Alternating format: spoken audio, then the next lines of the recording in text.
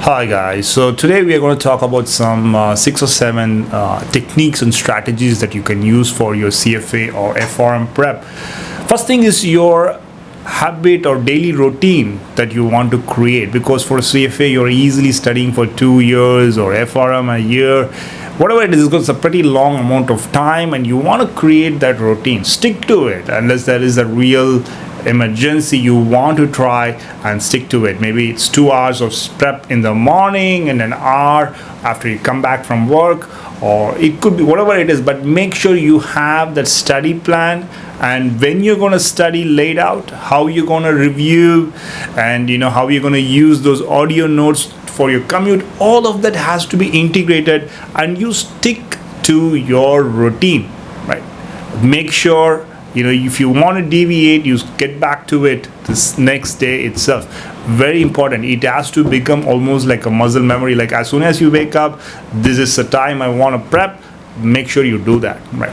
The second thing is the Pomodoro technique that I often talk about. Like, so if you are having a 2-3 hour window of prep time, you can divide it into smaller chunks. Like usually people say 25 minutes, whatever works for you, until you finish a particular concept. Focus on that and then take a short break, 5-10 minute break, and then you go back and focus on the next learning outcome statement. But when you do that, the next time you go back, your focus is going to go all the way back up.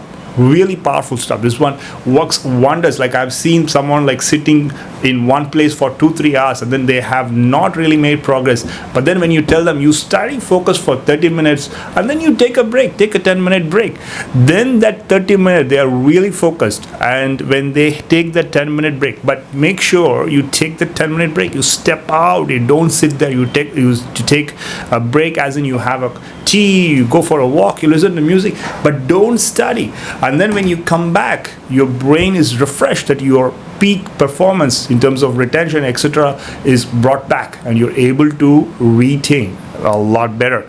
And when it comes to the third point I want to talk about is the audio notes. I also mentioned this in the routine. This is very powerful as well. Like, create your own audio notes, particularly the key points for each LOS. Make sure you have those and then you listen to them while you are commuting or when you are in a walk. Ensure that you review the concepts that you thought were important from your prep session using audio notes. This is like a wonderful technique that reinforces, and it is in your own words. Like, use your own audio notes.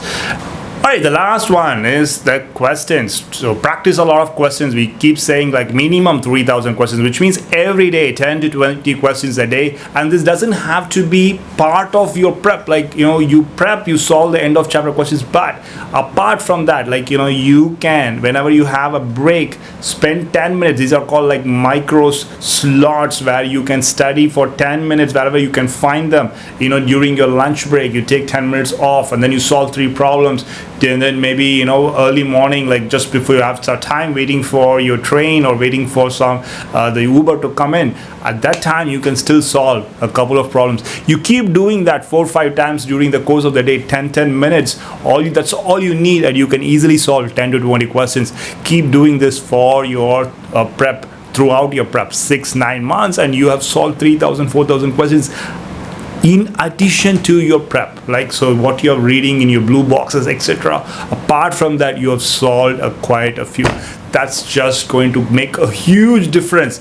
And the next important thing when it comes to questions is to take what we at Trainers call as a module test, but rather they actually like the subject test. Say if you're taking CFA level 1, there are 10 topics. So once you're finished with the topic, make sure you take a test. And after a couple of months or whatever time, when you go back and review it, post that as well, you take tests. So you should be, let's say you're a CFA level 1 candidate, you should be taking 20 tests. Or let's say you're a FRM part 1 candidate, then at the minimum 8 of those tests. Like, these are like full length tests, like 2 hour, 2.5 hour test, but only focused on the subject. So you are probably still solving 90 questions, 80 questions, but just on that one topic.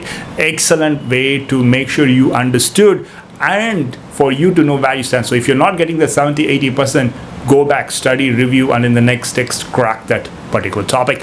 all the very best. You follow all these 4 or 5 things I talked about, is going to make a real difference in your prep. Thank you.